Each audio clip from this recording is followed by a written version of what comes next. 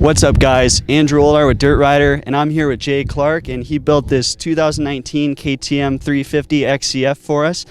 We rode it a little bit in stock form, and we're really impressed with the bike the way it was like that. But as I mentioned, Jay really put a lot of work into this bike to make it special, so I'm going to let him take it away. Okay, thanks, Andrew. This is one of my favorite new bikes, is the 350 XCF. And 350s, I think, are kind of, I call it the Goldilocks. It's just right. You know, everything is just right about a 350, because with the 250s, I like those, but I do want to make them faster. The 450s are too much, and 350s, I feel like, are just right. And the advantage of the XCF 350 is the main difference is stock, or 18-inch rear wheel. They add a gear in the transmission, and it's also different ratios. And I think I like these ratios better than the SXF ratios. Those are different, so it just has kind of better gearing, I think. And then the other difference is it has a kickstand mount and has a little bit softer suspension stock. So, and has a larger tank stock. So all those things, I think an XCF stock is the best thing you can get for your money. Because even if you're gonna if a guy motos, say, part-time and he trail rides part-time, it's this the best bike you can get. And that goes for any size XCF, but to me, the 350 is probably it. So what we wanted to do on this bike was not mess it up. And so we just kept it mods really simple. Jamie at Twisted, he maps these things. And that's one of the first things we did is we mapped it with a stock box and tried that, and that was very good. And now we have a Vortex box in there. And that box, his mapping is just money. The thing feels perfect.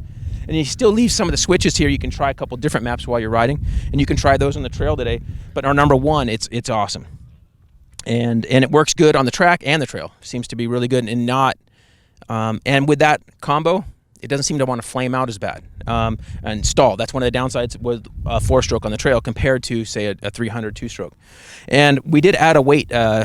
Blaze Racing makes a weight for the clutch. We added some weight there, and that gives it a little bit more torque and inertia where it doesn't want to stall as bad. So we like that thing a lot.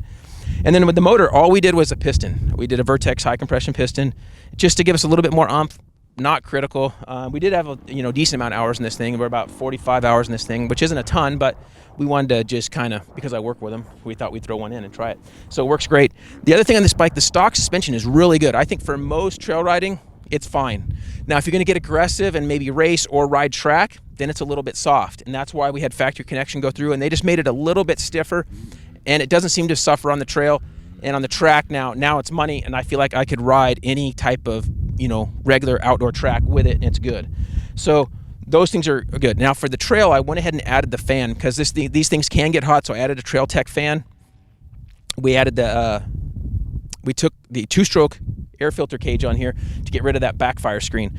So we have that thing on here. And then the stock gearing, on the older 350s, we used to switch the front sprocket to a 13. We're still running the 1450 that it comes with stock, and we like it. I think for the slower guy, I think you're going to be totally fine with it. For me, I think I might want a 51. My son Spencer, who's a little faster, likes the 50 stock, and it can pull it just fine.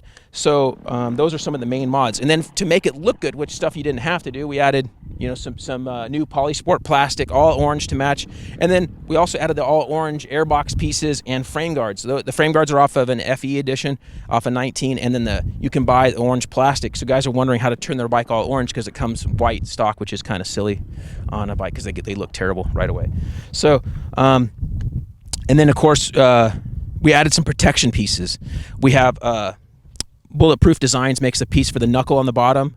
Enduro Engineering, we have their clutch slave protector and guard there, and Enduro Engineering wraparound hand guards. Bulletproof also makes a guard for the swing arm, and then our TM pieces we run on basically every bike we do. Their pieces are awesome. And then all the Works connection pieces, we have all those caps, and then also they have chain blocks for these bikes that are kind of like a Honda style, we'll say.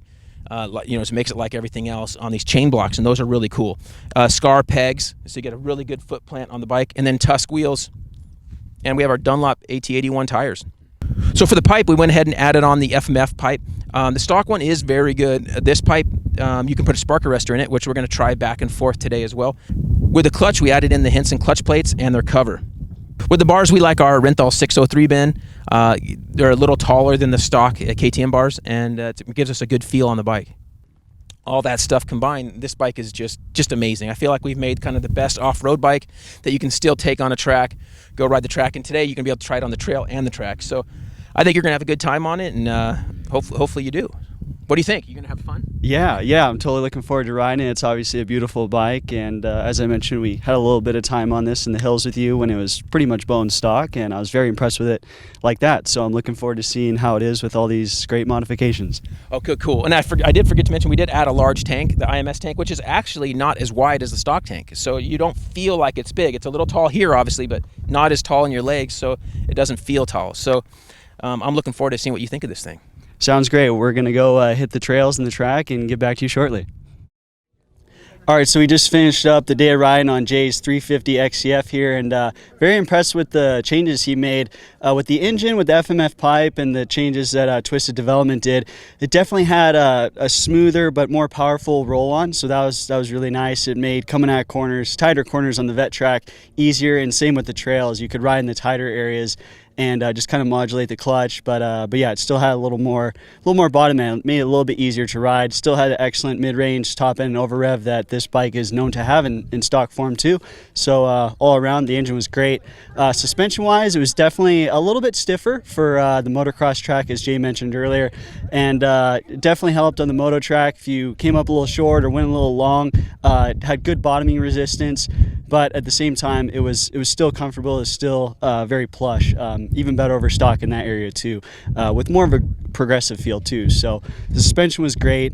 Chassis wise, KTM's obviously they're super light, and that's really noticeable on the trail. I mean, you can change direction real easy. So yeah, for the most part, that's similar to stock. Obviously, with the bigger tank, you can ride a little longer. I didn't notice that too much. Jay mentioned it's a little slimmer in the radiator shroud area, so that was nice. And but yeah, I didn't notice the tank being up a little higher than stock, so that was great too. The bars were good. They're a little bit higher than my personal preference, but Renthal obviously makes great products. The bark busters were awesome too. Kept my hands from getting beat up too bad out there. And yeah, I also noticed the titanium pegs. They were super sharp, really helped me stay on the bike really well, and kept those soles gripping well. So obviously the Dunlop AT81 tires that Jay mounted up, those were great for off-road and for the track too. So all in all, really happy with this bike. Thanks so much to Jay Clark for building this for us and for all the companies that were involved. We look forward to the next one.